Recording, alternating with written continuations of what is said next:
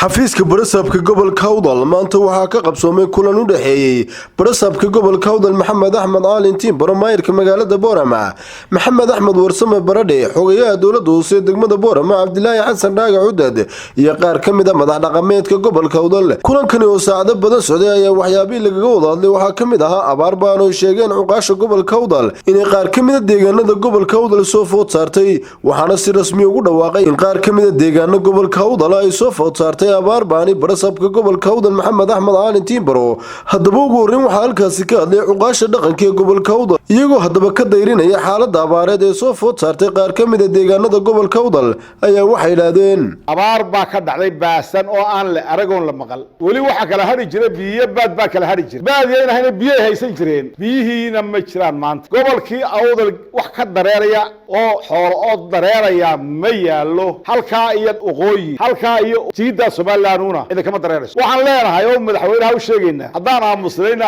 maanta way dhaaftay waan sare joogaynaa ilaahay baana sadee barayna ilaahay inuu ka soo furtana gacanta ilaahay un baa lagu dhargaa waxaan leenahay madaxweyne jeebkaaga dowladdaada iyo dadkaad xukuntaba inaad u qaylisaa laga rabaa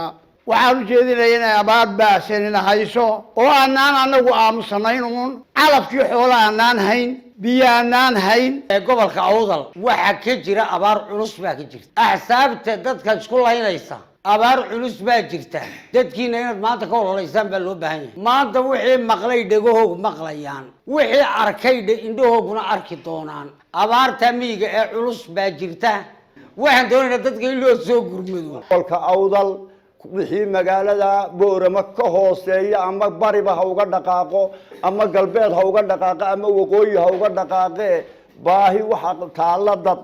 baahi duuya taala baahi biya taala biyo iyo baad midnaba ma hayo waxa leenahay dawladda madaxweynaha Soomaaliland madaxweyne gurmad degdeg ah lana soo gaaro war wixii baayac mashtariyo maanta sakadiini abaarta ku bixiya dadka ku sadaqadaysta dadka ku badbaadiya laakiin dadka galbeedku annagu waxaanu had iyo jeer nidhaahnaa malaha waa laga daran yahaan nalugoysay maanta xoolihii way dhammaadeen dadkiina weli maydun baan la aasin waxaan leenahay ummadaha malaha qurba joogga Somaliland wuxuu u dhaganugul yahay xisbiyada iyo siyaasaduhu u dhaganugul yahay laakiin dadka iyo qabyaaladda laakiin dadka abaaruhu baabiinayaan uma dhaganuglaada dadka dhimanaya ee islaamka ah geesiisa halkaasi waa ka hadlay maayirka magaalada Boorama Maxamed Axmed Warsame Baradhe waxaanu ka waramay waxa jiray warbixino laga soo diyaariyay gobolka afartiisa degmo taasi oo cadeynaysa inay jirto xaalad abaareed xaaladaasi oo ay keentay biyo yaraan iyo roobkii oo aan diin taasi markaa waxay keentay inay saameyso xoolihii iyo dadkii sidaa darteed waxaan diraynaa arrinka baaq ah oo ku wajahan dhammaan dawladda Soomaaliland hay'adaha caalamiga kuwa maxalliga ah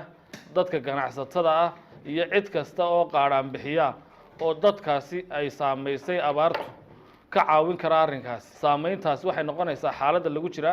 imika inay tahay xaalad aad u liidata ugu dambeyn barasabka gobolka Awdal Maxamed Axmed Caalintiin Baro oo halkaasi ka hadlay ayaa si rasmi ugu dhawaaqay in ganacsatada gobolka Awdal iyo guud ahaan ummadda muxsiniinta ay ka qayb qaataan gurmadka loogu jiro abaartani ka soo cusboonaatay qaar kamid ah deegaanada gobolka Awdal taw qaylinaysan dadkiini anana waan idin la qaylinayna waan ku qasbanay aan idin la qaylino arrintu waxay maraysaa marna naf bay maraysaa marna adduun bay maraysaa imika sidaa sheegtay adduunkii way soo dhaafto naftii bay maraysaa dawladana qaylinteedu waan gaarsiinaynaa wixii awood dawladdu waxba la idin ka hakran maayo asla ka horeysa gobol baynu nay taagaynu leenahay dad waxa haysteen la jooga inaynu balinta ka horeysa inta waxaynu soo galeen dhicisku inta birta loo soo ka baqtay magaalada iyo dadkeena laftooda inaynu gallo aynu warni walaba bal dadka waxaad kari karayso isdhaaf qoliduna waxa haysataa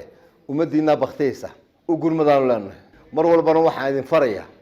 waar marka wax jiraan cuqaale nin waliba uu ku mashquulin xaafadiisa iyo ardayda waxaynu kala riixan iyo waxan ka baxa dadkii idinka u masuula ilaahay idinku idin weydiinaya war markii dhibaataysiina soo sheega markay saystaan kala qabta markay wax u sameeyaan qabta masuuliyadiina idin u dadaala Hussein Ataya Gafna Universal TV Boorama